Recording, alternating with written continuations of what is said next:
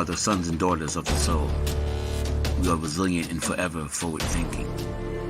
We ask for nothing else than the opportunity to live and to create the lives that we were meant to live. We want nothing but an equal chance at options and possibilities. The same possibilities and options to live out our potential as our fellow man. We want to be heard, understood, and expressive in our reality.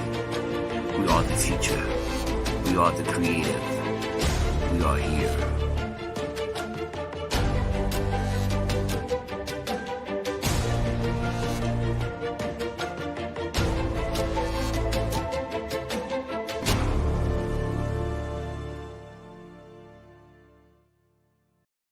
World Financial Group offers entrepreneurs from all backgrounds the opportunity to start their own business on a level playing field.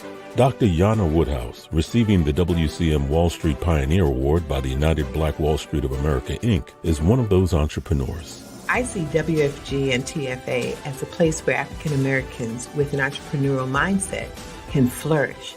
And the bonus, we help families and serve the communities across the country. To learn more about us, go to worldfinancialgroup.com.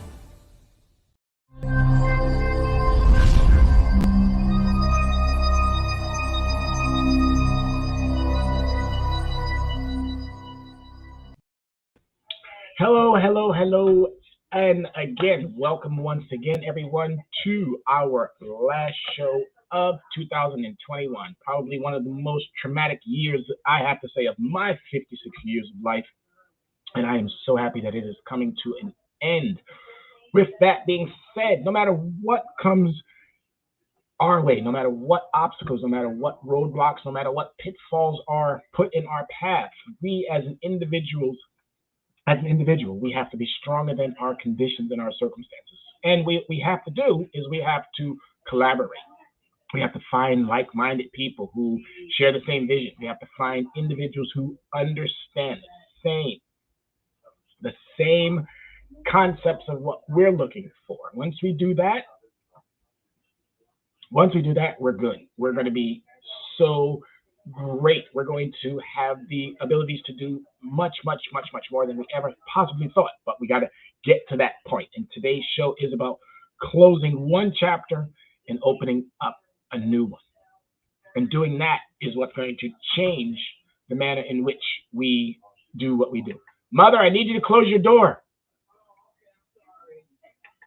So I got two guests today, and I'm gonna jump right into what I got to jump into. I'm gonna get right to it. But I always have to say thank you, everyone. Thank you so much for supporting me this year. Thank you for all of the feedback. Thank you for all of the comments. Thank you for everything that you've done to help me get to where I need to be in my life when it comes to this business. Thank you for being my teacher. Thank you for being my student. Thank you for being my mentor. Thank you for being part of this journey. Without you, none of this is possible. And obviously without the creator, none of this would be feasible at all. So I can't thank you enough. Thank you to Soul City Network. Thank you to Dr. Yana B. Woodhouse. Thank you to Jasmine.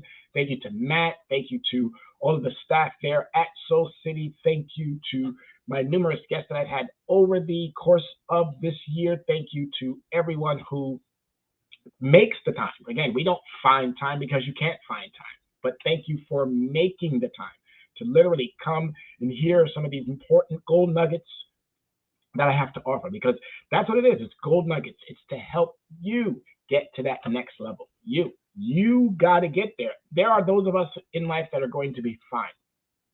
We're going to be fine no matter what circumstances are thrown at us. There are those of us who are going to be fine.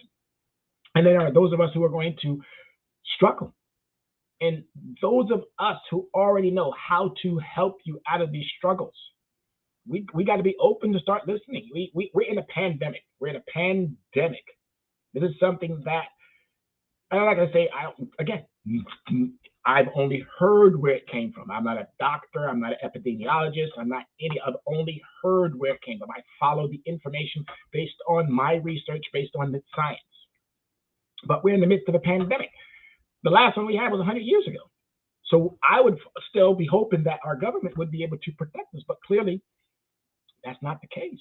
That's not, and I'm not talking about any specific administration at this particular point, but I'm just saying we already see the multiple failures within our government structures.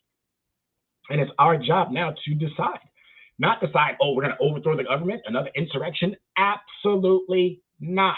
That's not what we do. We're not that violent or vicious of a people.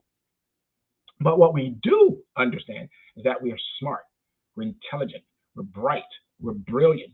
And the two parties that I have on tonight will only further show how bright, brilliant, intelligent, smart, articulate we all are in our own rights and in our own professions.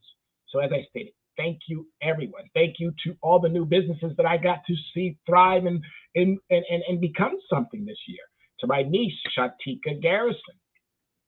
Awesome. Hair Hands by Teeks. I'm telling you right now, if you don't know about box braiding or getting your hair done in a manner, and what's my favorite one? Every time someone gets a silk press. A silk press. Again, I know what's coming after that silk press. It's just a matter of time before them braids is going to get thrown in there. But my whole point is that I've watched this young lady literally take herself from what was an employee trying to figure that way out in that employee structure to now being an entrepreneur and a business owner. Awesome, awesome, awesome. Do your thing, girl. Make it happen for yourself. You know Uncle Tyrone's got your back 110%. 110%. But that's one of the new businesses that I have to say that's doing it. My hat collection from CYI Hats. Got to give them a huge shout out because they're making it happen for themselves as well. I wish Yonkers Public School would look at its local businesses and give them some play because they do what they have to do for the community. They make sure that they have community-oriented products and services. And it's just a brilliant thing to be able to work with local businesses. Thank you to my community for supporting me. Thank you to Yonkers Public Schools for employing me, giving me the ability to be inside these buildings and teach our children who look like us and the ones who don't look like us, the understanding of what we are going to have to do. It's going to take a community. It's going to take a community to build the situations that we want. And my job is the smallest part of it. It's building that foundation. As a credit enthusiast, as someone who is an addict about making sure that our financial situations are fully in our control and in our grasp, this is what I do. This is what I will continue to do. I'm not going to try to venture off into any other realms. I'm going to attach myself to other professionals that equally know their space, their realms, and we're going to collaborate and we're going to make things happen. And the two individuals that I have coming on right now, they're going to show you exactly how we make that happen. So let me bring into the forum Sharky and Antonio. Welcome to the program. Hello, hello, hello. How we doing? Thanks for having me. Okay, can everyone hear me? Am I off mute? Perfect. You are good. You are good. Hey, it's live. So everything you do now, it's going to be put out there. We can't go back and hit the pause button or the out there, you can't retract it. Exactly. But you know me. I'm a very jovial person. I totally believe in the spirit of laughter. But thank you both for taking part in this final end of 2021 show and taking part away from your family to make that time to be here with me today, because you must equally understand how important it is for us, community, to make sure that we do what we need to do. So real quick, ladies first, Sharky, give me 2 minutes and tell the people what's your expertise? What do you do? Everything, not everything about you. No, well, thank you so much for this introduction and opportunity to share. We've had tons of conversations. Tyrone is my adopted brother in the Westchester community. And we shared a few panels. And once we start making mind sense, I'm like, oh, that's my bro. That's how it works. So even to be here, it's just like the extension of the conversations that we have casually when we are able to check in. But we met each other on these panels. But a little bit about me.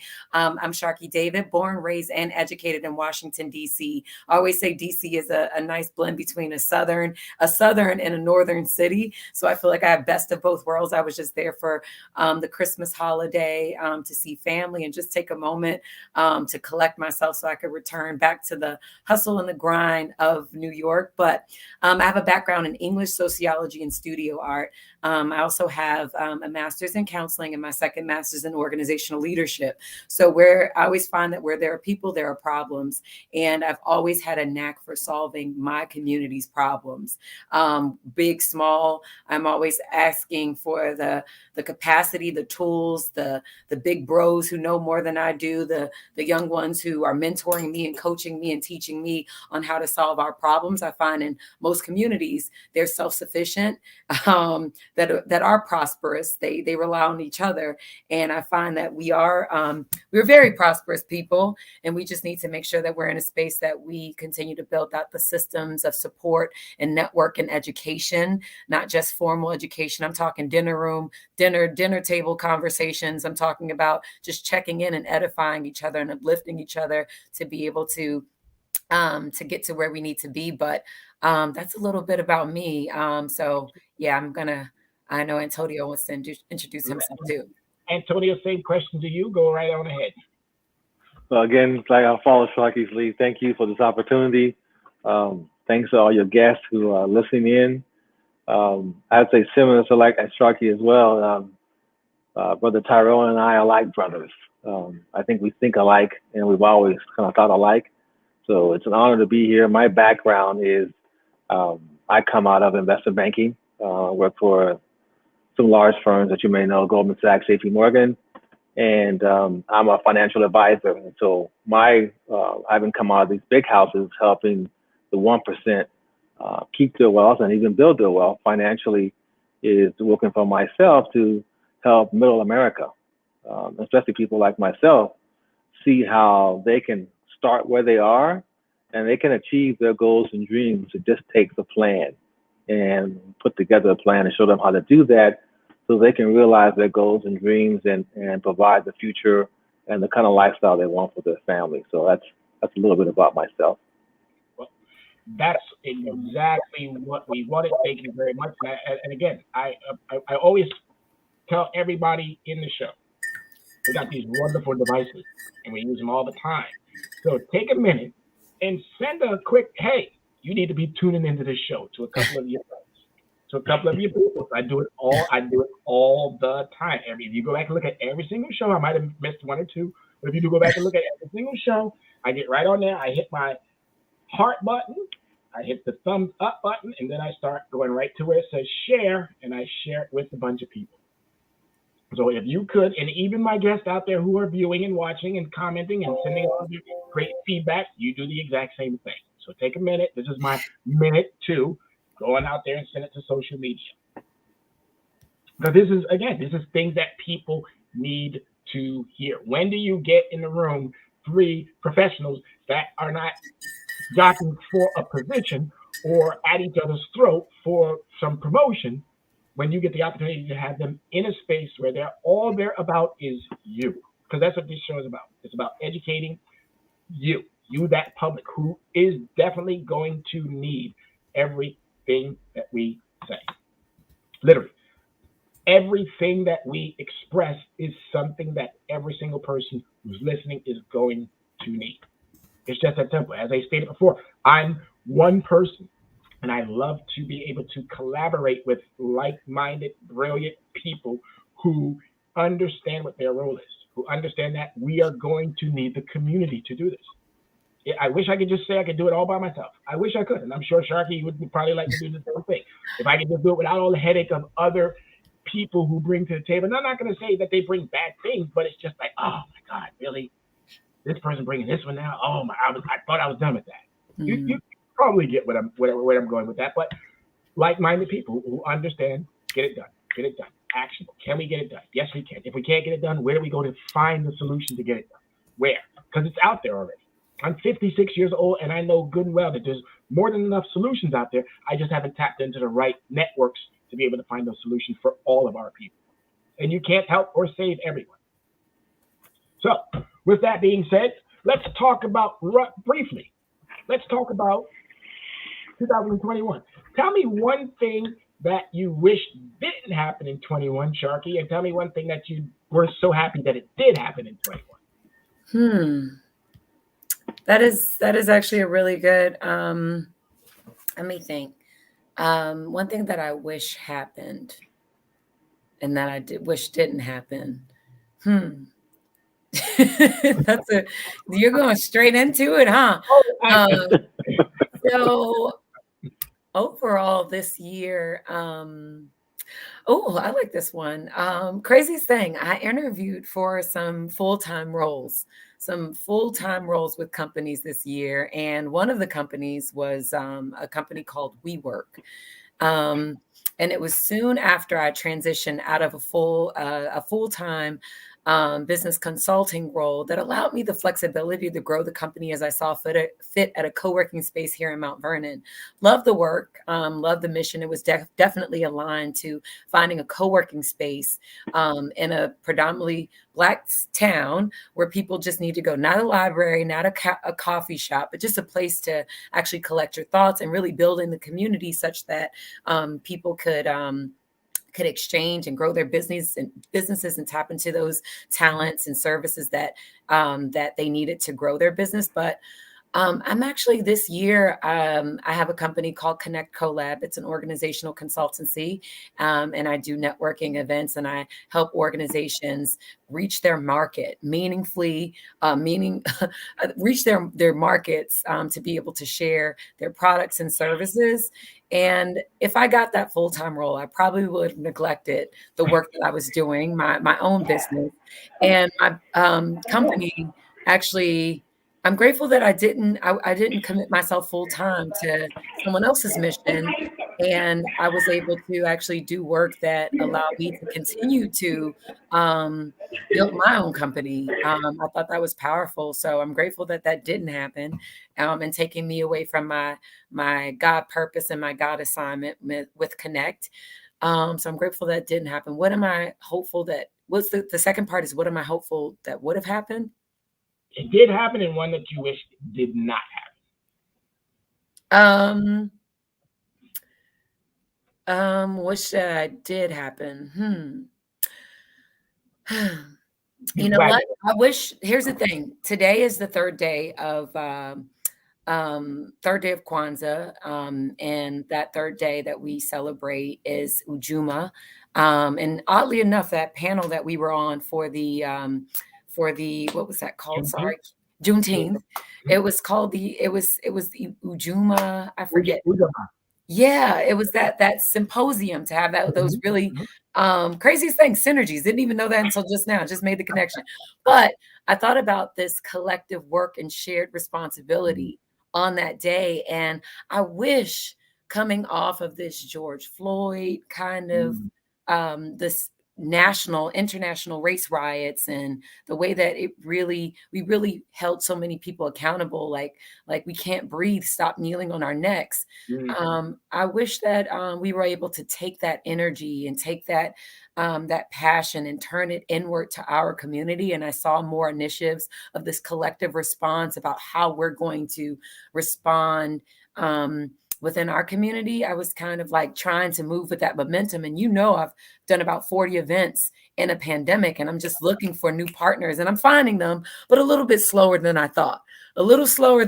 Because I'm thinking, we're here, Juneteenth, we finally have a holiday. Come on, let's keep moving. Let's keep demanding for more from ourselves, from our communities, and from the world. So a little let down by that, but it is inspiring me to do things like this, to keep the conversation going. So yeah. Thank you so much for sharing. Antonio, same question. What was one thing that you wish didn't happen in 21, and one thing that you are glad it did happen? Well, I can't really think of much that I think which didn't happen. The only thing that comes to my mind really when I just think about, the loss of life because of this pandemic state that we're in. To me, it's a tragedy beyond measure. And I'm going to leave it at that. I'm glad it did happen. I think I would say just being in relationships per se with, networking events, with people like yourself who are like-minded, who are trying to push a message forward that not only is it possible for you to turn your situation around or make it better than what you think it is, whether that's on a job or doing something for yourself, to be able to link up with other people who have that information, who are willing to share that information, to partner with them. That's exciting to me. That's where the community building, city building, state building, nation building, that's where that begins. And to me, that's exciting. I'm excited to be a part of that and looking to sort of put, whatever 2 cents I can to help someone else realize their goals and dreams. And not only that, just realize that it's possible and help them with a couple of pieces of tools that might help them realize those as well. Well, again, excellent. What more can I say to that? I'm just always fascinated by responses from a question, and I'm just grateful for life. That's number one. I am so happy that I made it through. I still got 2-3 more days to get through the entire 2021, but I'm grateful for that the Creator decided to leave me to still do His will in His work. So I'm very, very much grateful for that. And I'm just disappointed in leadership.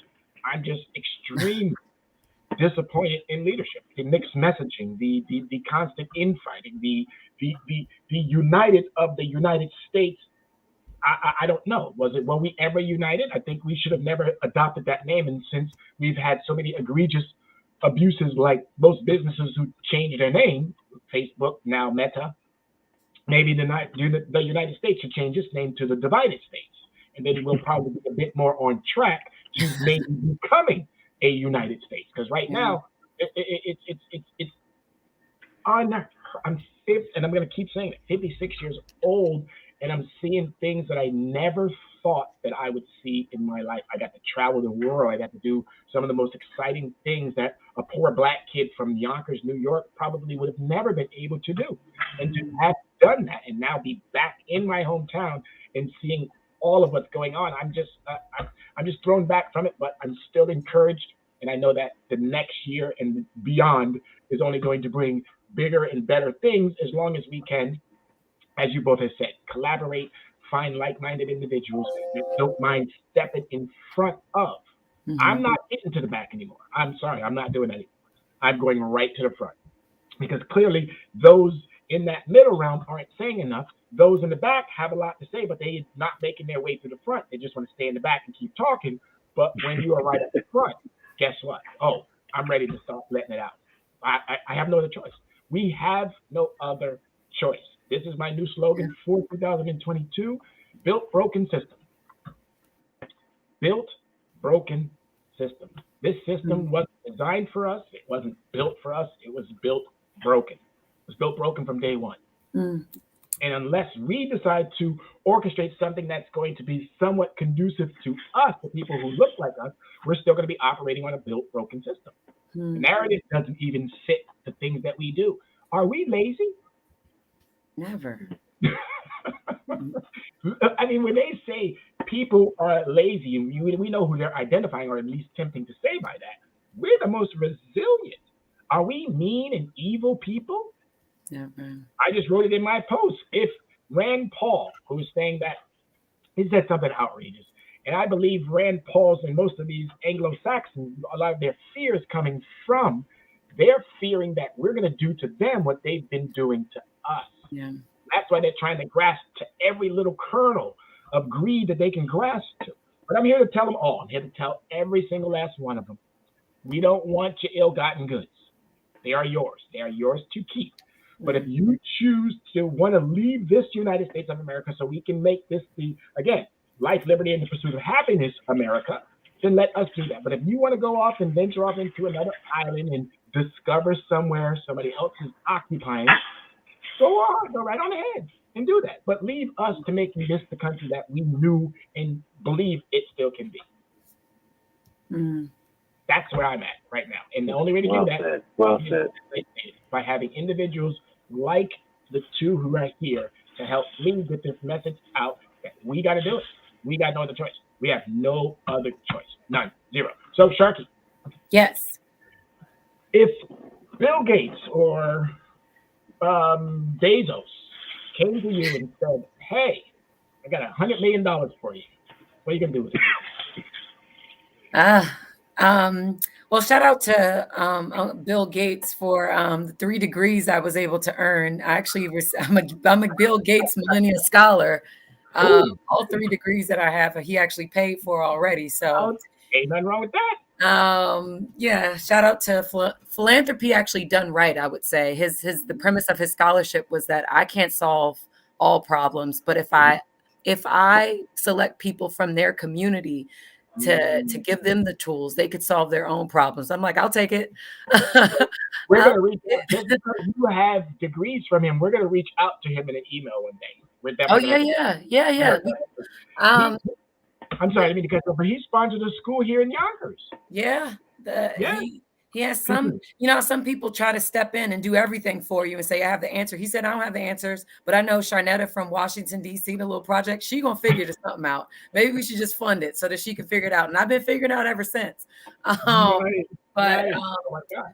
I would say I'm really grateful that you asked that because I am really into living and learning communities. Craziest thing, took an entrepreneurship class at Harvard Business School for my 3rd degree, and I remember being obsessed with finding okay, I always think Lyndon B. Johnson did projects wrong, like just create these concentration camps, throw black people, poor people in them, and they'll just repeat cycles of poverty and they won't be able to get out. We'll sprinkle drugs in at Reagan. We'll sprinkle drugs in them, then we'll incarcerate them. And it'll just be brokenness on top of brokenness, right?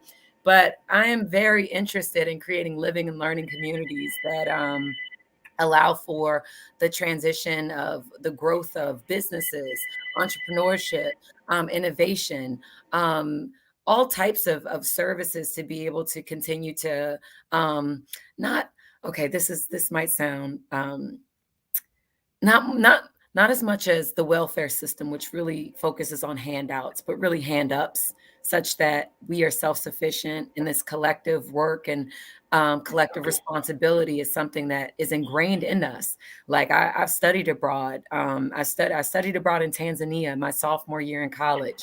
I saw the way people worked in the village together. It's in us to take care of ourselves. It's in us to provide for one another. It's the isms, racism, white supremacy that plagues our community that keeps us back. And I think it's like, if I can get to an oasis such that we can continue to build and really focus on innovation, I would use every single resource to pour into those community and invest in technology, invest in innovation. But yeah, that's where my money would be wrapped up. Wow. And again, I'm always impressed with people who think the same way. Again, you might think that I'm trying to bite off that, but that's literally been my whole understanding.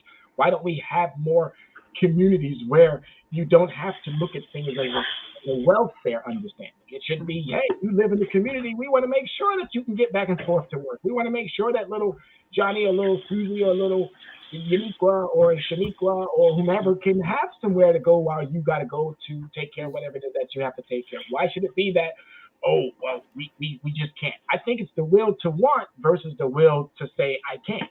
Mm-hmm. And I think that's where we are. Antonio, same question. Similar to Sharky, I would say I am as well a big believer in education, and I'm gonna put that in like 2 main ways, really 3, but we get the side one is the 3rd. So I'm a math tutor, and I'm a big believer in math and what it can do. I'm here in New York from California because I always say because I could add, and I think it's helped me, and I've got our daughters in Harvard right now. I think that's because we spend a lot of time focused on analytical skills. But the main things I would focus on in education, I would say that the 2 main things that I don't think any community has is really the 1% for the most part has it, and that is all of us go to an educational system, and you as Mr. Glover, an educator, we learn about English. We learn about math. We learn, even as you get into higher grades, you learn some social sciences and biosciences. But in all that time, once you graduate and move into life, what you have to deal with every day is money. And so none of us, I don't care what your color is, learn about finance, learn about insurance, investments, any of that. So none of us have a real good financial education. And two, the second thing that you're going to need once you become an adult is really understand who you are, and that is your mind. So your money and your mind is something that we don't truly know. Most people, I believe, don't achieve the full capacity in life because they don't understand what they're capable of. Sometimes they've been, not sometimes, but maybe they've been miseducated. Their view of themselves hasn't been what it should be. Again, I think through a miseducation. So I would take that money and not only sprinkle quite a bit of it on the math side, even though I'm nothing against the social science, but I would say really focus on people on understanding your money. People get paid, and the first thing they think about doing with their paycheck is paying a bill. And I always say to them, well, who worked for that money? So you did, right? So who should get paid first? And then at the same time, like I said, the mind. Our mind, the Creator gave us something that I don't think any of us, even the greatest minds, are fully tapped. And helping people understand the power of this mind and what it can do when your confidence and your understanding of yourself and the world and the Creator and so forth. I think all these other problems go away. I think we don't have any more pandemic. We don't have any more poverty. We can get to a world where there's a lot of peace and a lot of love, and a lot of the problems go away. I had a thought, and I wanted to, because we had a third panelist that was going to be on, and his mother-in-law needed to be rushed to the hospital. So our prayers and thoughts go out to my brother, Jason Swanson, and hopefully everything will turn out to the best on that side of the world for him and his loved ones. But we do have a third panelist that we can bring in, and this is a coworker of mine, and his name is Mr. Anderson, Jeff Anderson. Is Jeff there? Jeff. How you doing? I'm here. There he is. That's my guy, Mr. Anderson. Mr. Anderson, go ahead and tell me. Well, let me introduce you to everybody. You know me clearly, Sharky, and that's Antonio. Mr. Anderson, give us a few minutes. Give us 2 minutes give us your background. Well, school safety for 28 years. Did 10 years state corrections with juveniles, and was into the entertainment business since I was maybe 9. Used to be a rapper, DJ. I've done it all. Anything pertaining to black areas, I've done everything. Anything for our culture, I've been involved in. Again, like-minded individuals. When I met Mr. Anderson, literally just like the rest of the panel, when we met, it was almost an instant connection. It was like we were drawn to each other. It was an automatic. We had to either talk to each other or pass a business card or make some type of an eye contact. We had to let each other know that we were in that space that you were occupying, which allowed for us to now have this conversation that we're having. So Mr. Anderson was definitely one of those brothers who always, no matter if I was in the building or not in the building, and now that we're in the building, oh my God, we just turn it up.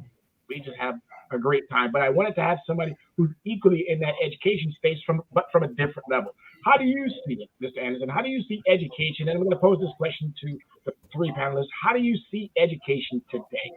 Is it doing its part? Well, I think education. I think it's ran its course as far as like our generation. And I think what happens is when kids with the social media involved, and kids do more investigation, they find out that a lot of things as far as history, there's some kind of disparity with it. Sometimes teachers and sometimes adults think that the kids are being disrespectful, but they're not. Just that they're being smart and they're just trying to question where are we getting our knowledge from. And like I said, George Washington and all of those things like that. I mean, we learned that stuff when we was 4 years old. It's a different climate now. We should learn before George Washington. I always have this argument with everybody else. They say, well, George Washington was the first president of the United States. But that's not true because there was 12 presidents before George Washington. So when kids do the information and you find out that's true, it's like they're being defiant. But we want our kids to challenge adults because we want them to maybe inspire us to say, let us put our thinking caps on and think in the mindset that they're in. And those are the questions that I have. I think our education system has just ran its course, and a lot of schools are not teaching Black history no more either. Ooh, you touching on a very touchy subject right there, because they'll take that Black history thing and try to turn it into critical race theory. So we that's another iffy area that I'm really. I didn't mean to cut you off, but go ahead, continue. No, but we have Black History. I went to all white school and they have Black History there, so I don't understand, what the difference is. It's just that in the climate that we're in, if you say anything Black or pro-Black, it's like you become a problem. But why is it such a problem? We should have that right to teach that. Our kids need to know where our answer is at. That's why I think it's like the movie Roots. I think Roots is a good film that everybody should watch. I mean, we watched it at 8 years old, 9 years old with our parents. Yeah. I mean, it's something that everybody needs to watch because it tells the story of not Kunta Kinte, but it tells Alex Haley's story about where his generation from. And it hits nerves because remember, a lot of our families are from South Tennessee, Mississippi, Arkansas, and we all come through that, through that chain line. But nowadays, the kids they don't teach that. It's like if they teach it, then it becomes their hands are tied because it's like they're trying to present it in a way where it's not offensive or it's not problematic. But there's no other way to teach Black history but one way. You guys agree on that? Yes or no? I don't know. No. I learned the most about Black history from a white guy. Believe it or not.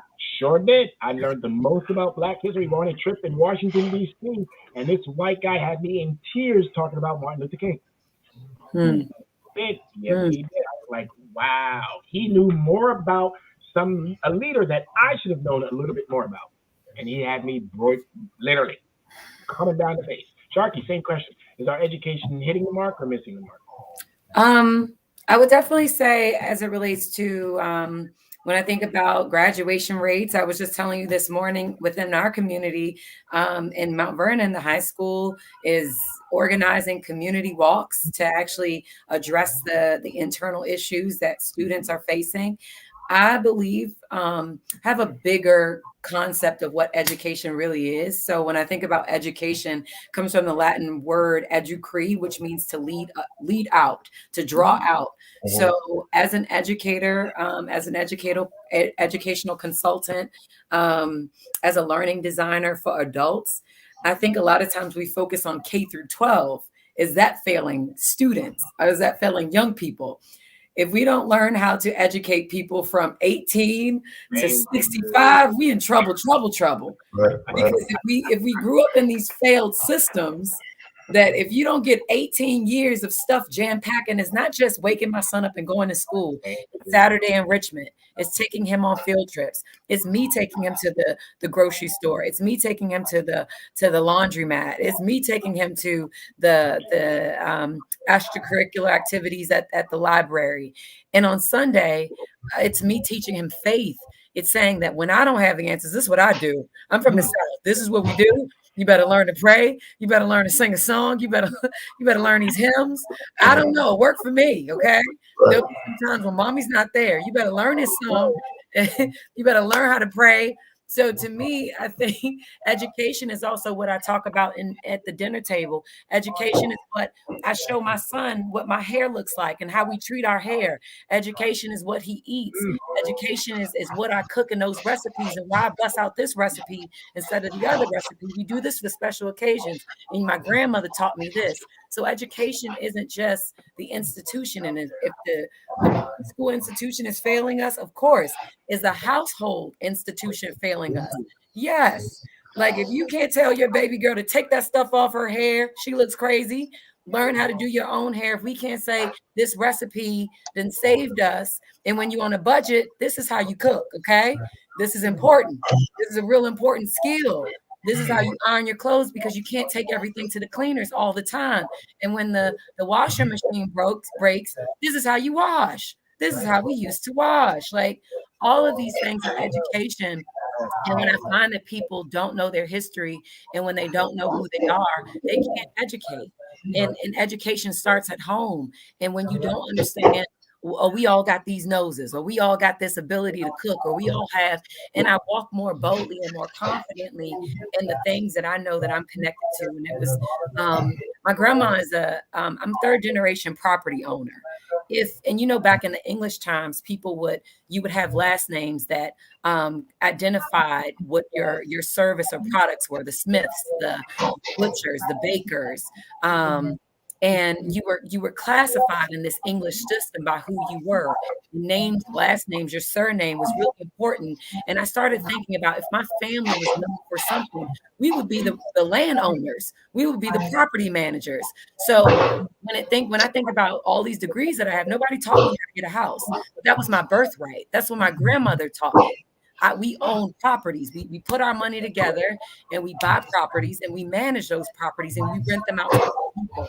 So if I didn't learn that from my grandmother, who cares if I had degrees? If I didn't understand what my birthright was, I don't think I would walk fully in. I'm in New York, one of the most difficult markets to actually own a home. And I'm like, oh, that's what I do. That's what my family does. That's in my DNA. I need to own. I can't rent here. Like, I think that these educational systems, we have to think about the systems in our homes and in our families, and who we allow our children to say, the things they say about themselves, the people that they date sometimes. Like, who are they dating? Like, who is that? Like, I think these educational systems, the public system absolutely has failed. But then we think about these home systems and these community systems. And shout out, I think Tyrone, we met through the African Healing Circle. Shout out to those educational systems that are pouring. Like, you need to know this Kwanzaa and what it's about. You need to know this. It's not necessarily we need to pray. And you know how some people are in our community. I don't want to pray a white God or their church hurt. You need to know how to pray to acknowledge your ancestors. How about that? If you don't want to pray to God, talk to the people who survived the African Holocaust. Talk to your ancestors. How about that? Start there. So it's like, those institutions aren't failing. I watched the African Healing Circle find ways to be relevant, find ways to show up in the middle of a pandemic to say, y'all gonna get these drums. Y'all gonna get these drums, because these drums used to allow us to communicate when people told us we couldn't. These talking drums allowed us to communicate across different parts of the slave ship where we were in them. They banned drums. They banned our communication systems. Like, I don't know. So when I think about the education, those enriching experiences that draw us out, there's a lot of systems in our home, in our communities. The public school system absolutely is shot. But when I think about the home, like, you don't know how to cook your traditional foods. Why you don't know how to cook your traditional foods? Like, who not teaching that? Grandma, you need to teach these kids something. That's why. Like, stop doing everything for them. Like, stop. You know, Miss Sharkey, that's why, Miss Sharkey, that's why, like me, I'm a grandfather. Grandparents are special people. Mm-hmm. And the reason I say that is because grandparents play a role of everybody. Mm-hmm. When the child is sick, the grandparents going to the school, not the mother or father. Mm-hmm. When the mother and father has to do things, the grandparent takes over. When the mother and father pass away, it's the grandparents. It's funny because my grandmother was the type of person, you know, she only had like a 8th grade education. Mm-hmm. Right, but listen to this. But she can count money in her head like a freaking computer. Like, the way her number skills was. But she went back to school like when she turned like around 50 or 60. She went and got her diploma, and then she became a nurse, and then she retired and stuff like that. She passed on.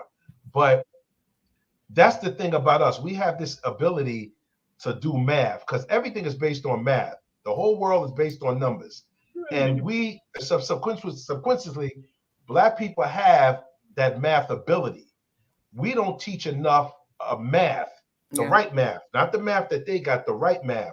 Like, you teach algebra, but you're teaching the algebra in a different matter that it doesn't pertain to us as people.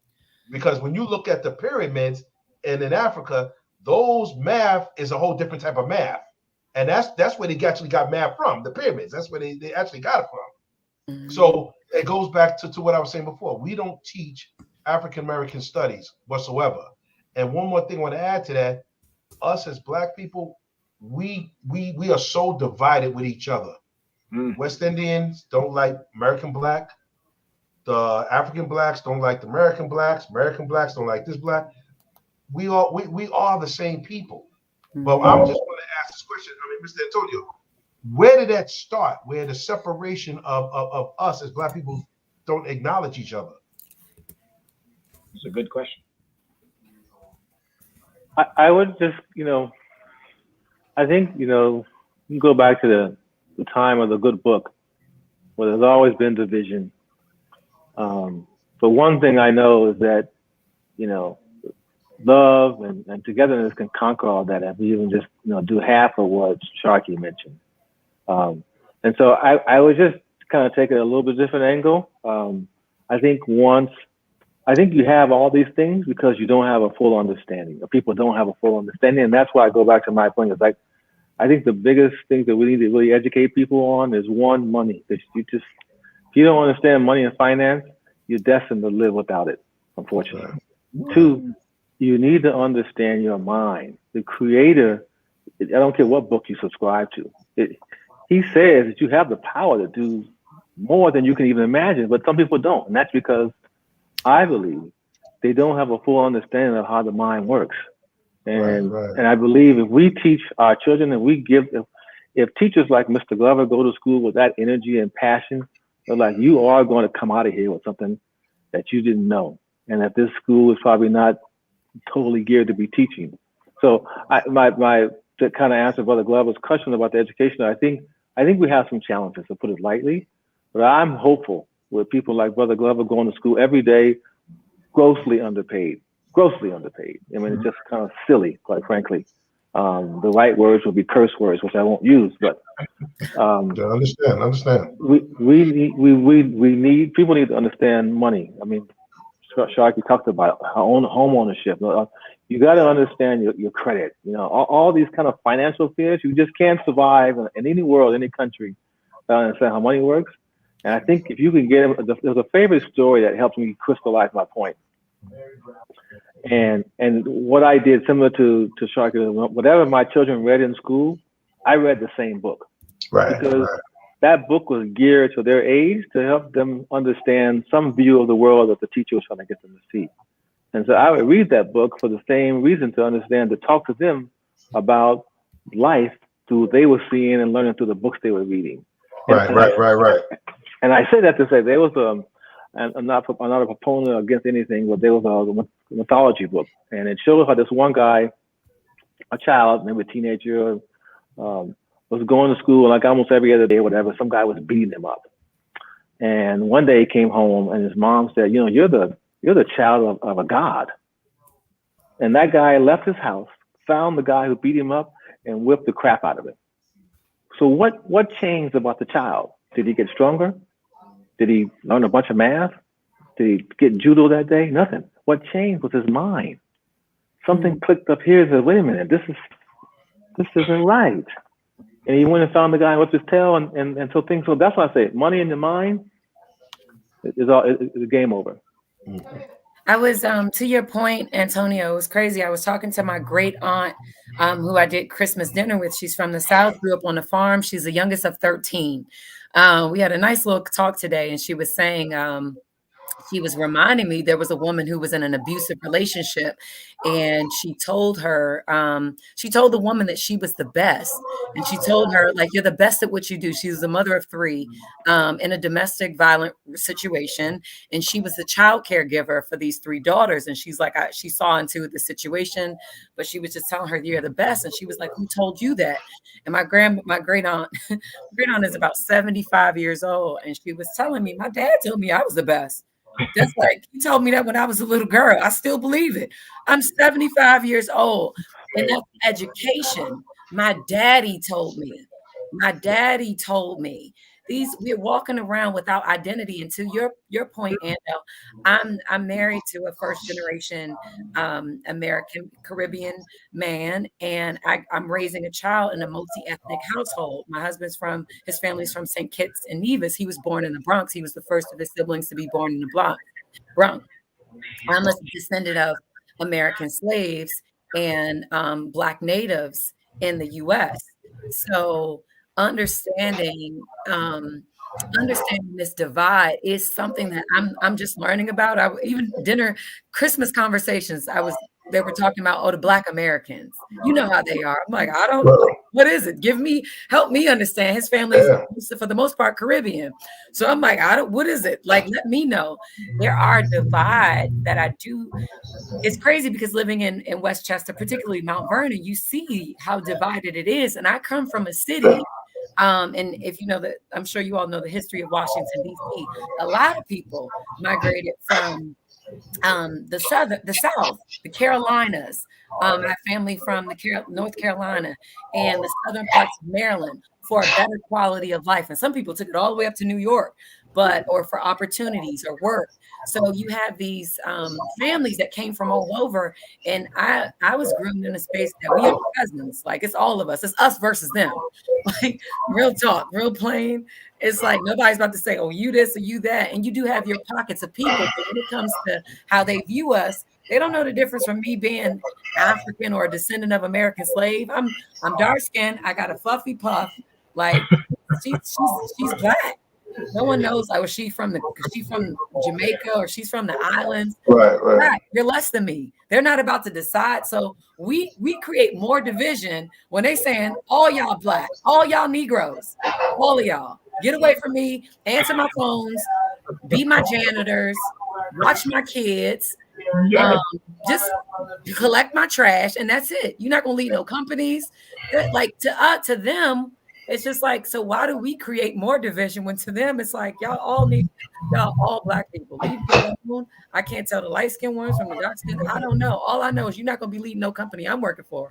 So it's like, if we don't, it's so crazy. It's so crazy. And if we don't wake up as a people and see that and understand that this country is on our backs, like, we're gonna be in trouble. And to your point about this financial literacy and that education, if you don't understand that this country was built off of, if you don't understand family in this country, you're messed up. And if you don't understand money, this is a capitalist society. And if you don't understand family, that these families that amass the wealth, the most of the country is concentrated in a few families that do business with each other over and over again. The Marses, the Waltons, the Walmart and Mars Candy, like, these families are like, we tight. We don't know about the rest of y'all. We're going to make y'all pay all our taxes. So y'all keep fighting with each other. And we're going to fight, but we ain't going to let it mess up our money. We got just as much crazy as y'all. We got incest. We got rapes. We got family who killed each other. We got just as much crazy, but we not going to let it mess up our money. We on the other hand will be like, well, I'm not talking to her because she had the best potato salad and people told me that my potato salad sucked. And here we go, not working through issues and not going to family reunions for 8, not even having family reunions, like not even organizing at that level. I like, to the point that we can't even have a dinner. We can't share a meal. And there are other families that don't like each other either, but they're going to band up because these systems of social upward mobility depend on our unity. So I don't like your nephew and I don't like my brother because he a backstabber too. But I bet you we're going to get this money and daddy going to leave our names in the will. And we're not going to let it get to them. So our unity, this country maintaining white supremacy, is built off of us getting together. So we gonna figure this out. Meanwhile, we don't understand money to say, girl, I'm going to look past this because we about to get this money. I don't care what you said about my tater salad. I'm gonna look past that because we heirs of this property, or we heirs of this land. So I'm gonna get over it the same way we get over it at work. We don't get so mad at colleagues that we don't quit our job. Exactly. Craziest thing, I was talking to my aunt and she was talking about growing up on a farm and all that they actually had my grandfather had a juke joint. She was telling me about my grandfather's juke joint. She said, I did the potato salad. I did all the cooking. Your grandmother was a singer. My grandfather collected money at the door. So we from the South. We from the southern parts of Maryland. There was a whole lot. Before nightclubs, there were juke joints. Little singers would come into town. I was like, oh my gosh, that's why I'm such a lituation. I found out history. I'm serious. I was learning my family's history. But she was saying that when you treat your family like we colleagues, I'm not going to let no petty difference get in the way of our relationship because we got to work this. It was called Marshall's Hall. I'm a marshal. It was called Marshall's Hall. So I'm not about to let these petty differences about what happened get in the way, because I treat you like my colleague. So it's like, oh my God. And it's the same family that organizes like 3-day family reunions. And I was like, how? Like the whole country dismantling the Black family. Like, oh, you on crack? We gonna put you in jail. We gonna keep breaking up. What is my family doing? What's the recipe? And I'm sitting there talking. I was like, oh my, they knew each other as colleagues. My colleagues get on my nerves sometimes, but I bet you I'm gonna show up at work and get this money. Like they get on my nerves. You have a supervisor you can't stand, but I bet you're gonna clock in, and on Friday you better get your money. Like, so when you raise a family like that, it's like, man, dissension can only go so far, because at the end of the day, we gotta open up doors. Doors about to open at 8. So we're gonna push our petty differences aside. And in this true American society, family and business, we're gonna get this money and we're gonna be better for it. Because these petty differences, we can't pass down this dysfunction. But I bet you we can pass down this inheritance. If this club has a sold out show tonight, I bet you we can pass that down. And it's like, man, like that's education. And that to me is like, when we going to get to the point that this work that we're doing, Tyrone, I can't be mad at you, because I just invited Tyrone to be a part of this it's a whole year of series that I'm working on. I can't be so mad at you that we can't go out here and serve. I need him to be on this panel. How I'm going to tell people to get their mind right if I'm like, Tyrone, I need you to be here all year. I'm doing a 4-part series. Like, yeah. I don't like you, Tyrone. We not talking no more. Wait, what happened? Like, wait, we gotta get this together. Sharky, I gotta stop you, my girl, because you again, what did I tell you, Antonio? What I didn't get the chance to tell Jeff, but Sharky is exactly as her name. She's a shark. She's a go-getter. This again, one of the fastest fish in the ocean is a shark, if I'm not mistaken. And this young lady it's the decade of the woman. And we as Black men, and I'm definitely one of those who is proud to always meet a Black woman who knows how to handle it. I believe you would be successful without, even if you didn't have a partner or you didn't have children. I believe just because of how dynamic you are, you would be successful without. You can take anybody who isn't and make them into something, but you now have some things already around you, and we want to just build upon that. So you're going to be our go-to woman. Let me just say 2 things. I know we're getting close on time. I just want to echo what you just said. And Sharky, we really thank you for your presence. I think, and I'm saying this for everybody who's listening, the Black man has not done his job for a Black woman. And the way you know how to respect the community, I don't care what color or whatever they look like, go and look and see how they treat their woman. We have to take people like Sharky and put her on top of our head and then stand on top of a box so that people can know that we love our woman, that we respect her, we care about her, we protect her, and we're willing to get up no matter whether it's rain, sleet, or snow, or there's 1,000 people there who hate us, so we're going to go and do what's right for her. So I just wanted to say that because that's a big thing for me.